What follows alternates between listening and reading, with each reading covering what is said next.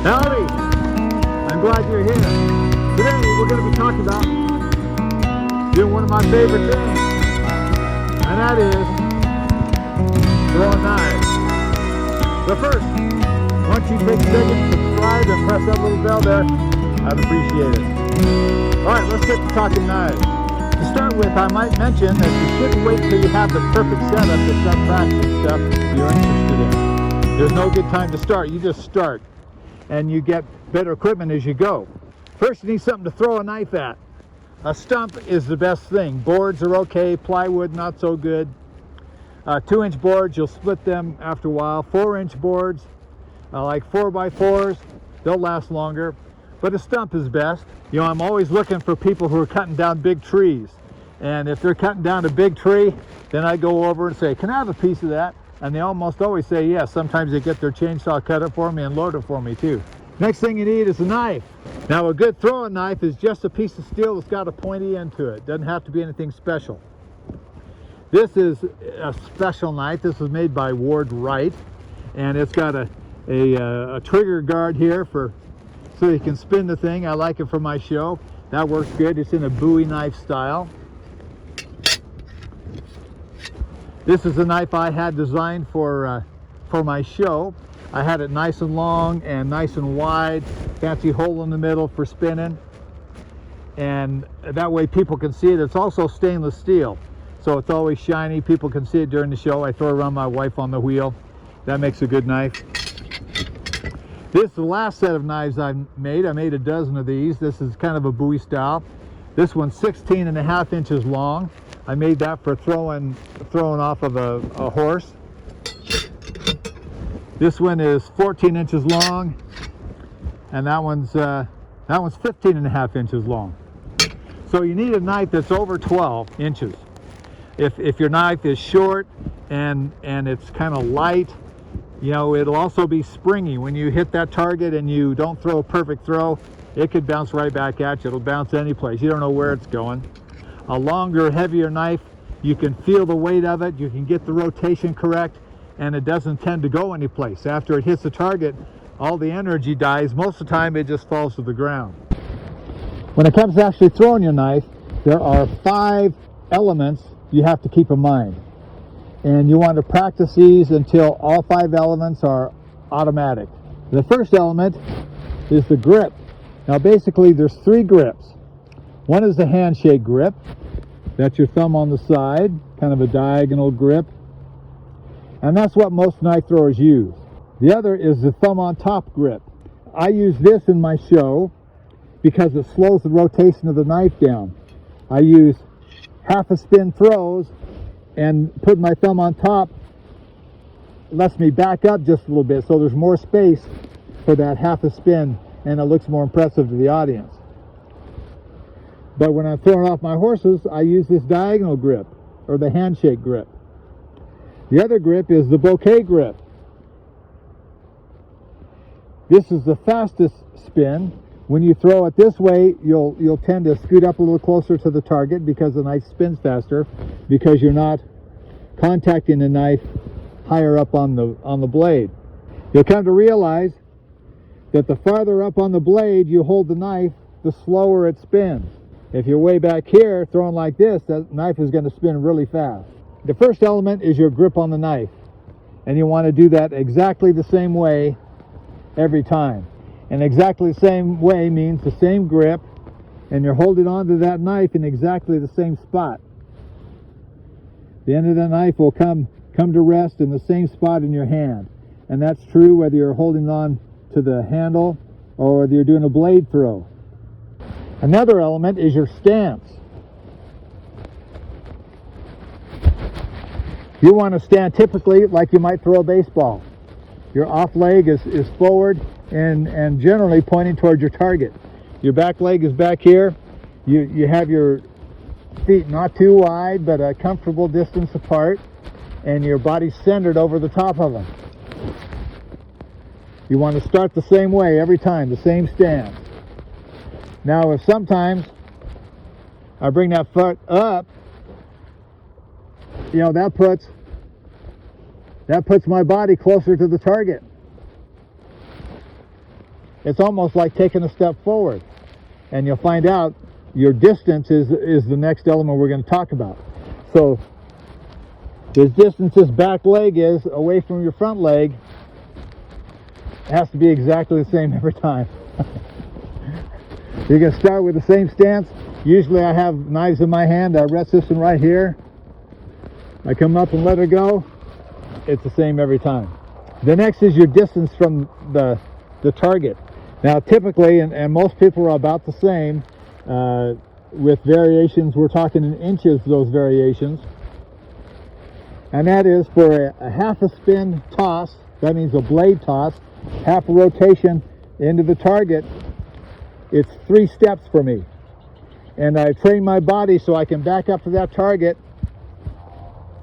and take the right distance steps, so the third step puts me on my spot. I plant my foot there, pivot, and I know that's going to be my spot.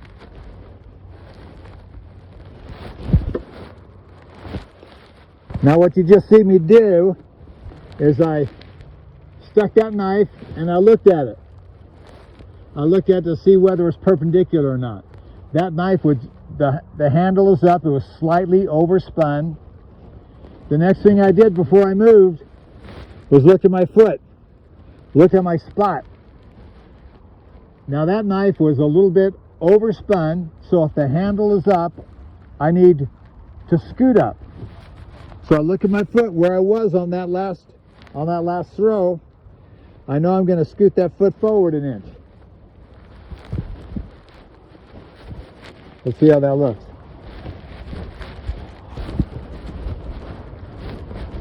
Forward an inch.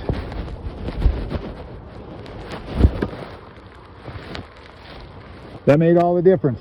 Just that much of a change. So I'm looking at my spot on the ground here, and I can see the grass and I can see the twigs. I know exactly where my foot is. If you're throwing on wood or on concrete, you can tape your spot or paint it or mark it with chalk. If you're out here in the dirt, you might take a nail and drive it in with some string tied to it so you can find that nail. But your spot is unique to you within a few inches. Like I said, after you throw your knife, when that knife hits a target, you have to freeze that moment in your mind to tell if the handle's up or down. If it hits like this and falls off, the handle is up. That means you need to scoot way up. It was a quarter of a spin too much. It needs less distance, so scoot up. If it's down here, the handle's down, so back down. It didn't have enough time to spin, so back up. And you back up, 6 or 8 inches if your knife is this far off. But if your knife is right here, you might back down an inch, or you just might make sure you put a little more spin on it with your wrist. If it's right here, that means you scoot up an inch. It's already spun too much, and you don't want to be playing with your wrist too much. So usually it's a matter of scooting up on this knife if it hits in this manner. So we got our grip, we got our stance, we got our spot. We didn't talk about how many knives you should have. If you have one knife, then you throw it and look at it, look at your spot, then you got to go get the knife and start all over. If you got 3 knives, then you can throw this knife, make a little adjustment immediately for the second and the third. Practicing goes much faster if you've got 3 knives rather than just one, because you don't have all this time going to get your knife and come back and starting over. You can start right from where you were, make your adjustment. Now we've got the delivery, and I didn't make these up myself. So I've come to realize all of them, but I got these specific elements from Dr. Alamo Bainton, lives in Florida. Best knife thrower in the world for my money. So you got your delivery. You're here balanced between your legs. I like to start on my forward leg. My weight is there. I'm going to bring this knife up and think about bringing that bicep up to my ear. Bring it straight back, bicep to ear. Keep it kind of high and kind of bring your arm down as you come and you release, you straighten that wrist out as you release. Boom, right there, release, and then follow through. Boom, right there, and follow through. It's like you're releasing, you're bringing your wrist over and pointing that thumb right where you want the knife to go, and then follow through. Boom, right there, and follow through. If you don't follow through, you tend to come up here and just release that knife. Release that knife right there, and it doesn't spin. At least it doesn't spin consistently. You want to do this exactly the same way every single time, ending up with your weight on this forward leg. You start forward, come back just a little bit, and end down and forward, and you stay right here until that knife sticks. Some people, especially with the last knife, they got 5 knives in their hand, they throw 4 really good ones, the 5th one, they think, okay, I'm done. And they overspin it. The last knife is a superstitious knife. It's terrible. So you got your last knife. Keep this hand right here. Pretend like you got 5 more knives in it. Do exactly the same thing. Come up, forward, and you wait right here. You wait right here till the knife sticks. You look at the knife, see its position, look at your foot, and then progress. Here we go.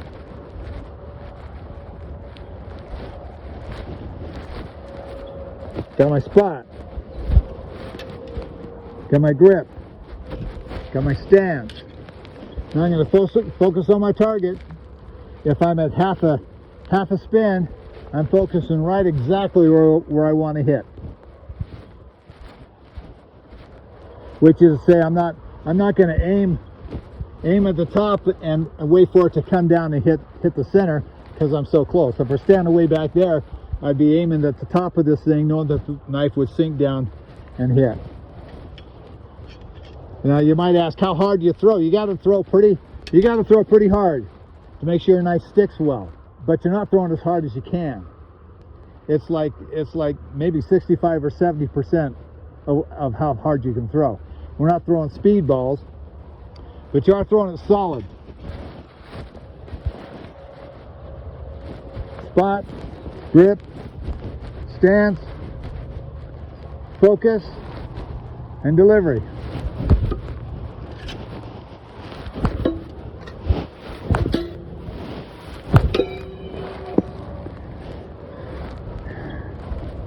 Now there's a lesson I was going to talk about. Another famous knife thrower, Chi White Cloud, told me only a white man throws more than 1 knife into the same target. And that's because of just what happened.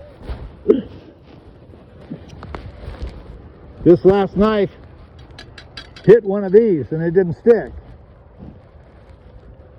Now once you throw a knife, unless you're really concentrating, the rest of the knives are going to want to go in right on top of it. Sometimes it's hard to not hit the knife you already threw. So that's one issue with throwing more than 1 knife, is you have to concentrate and space them out a little bit. Because if you're trying to show off like I just was, put them all in there next to each other, then they're going to hit each other and create burrs. You're going to have to take a grinder and grind them smooth again.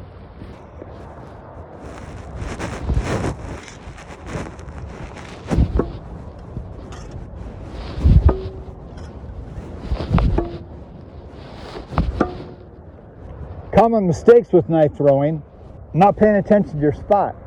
People will throw their knife and they just walk off to get it. At least after you throw your last knife, you really have to look at that spot. When you throw your second knife and you need to scoot up a little bit, you just scoot up a little bit, or scoot back a little bit. You don't have to look at it. But after you throw your last knife, before you move an inch, you look at that spot, mark it in your mind so you know where you're going to come back to. Either it's going to be exactly the same spot, or it's going to be a little bit ahead or a little bit back. These 5 elements are true no matter how far back you're standing to throw. We've been standing at 3 paces to throw half a spin by the blade. I stand at about 5 paces to throw by the handle for a 1 spin.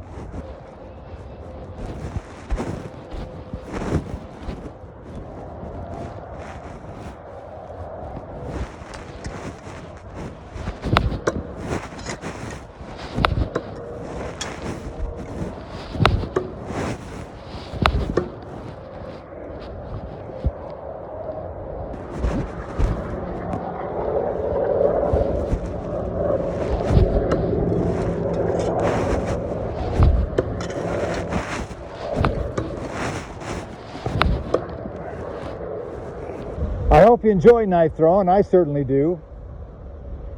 And really, it's a very safe sport. And as long as anyone that's around you is behind you when you throw, I've never seen anyone get hurt.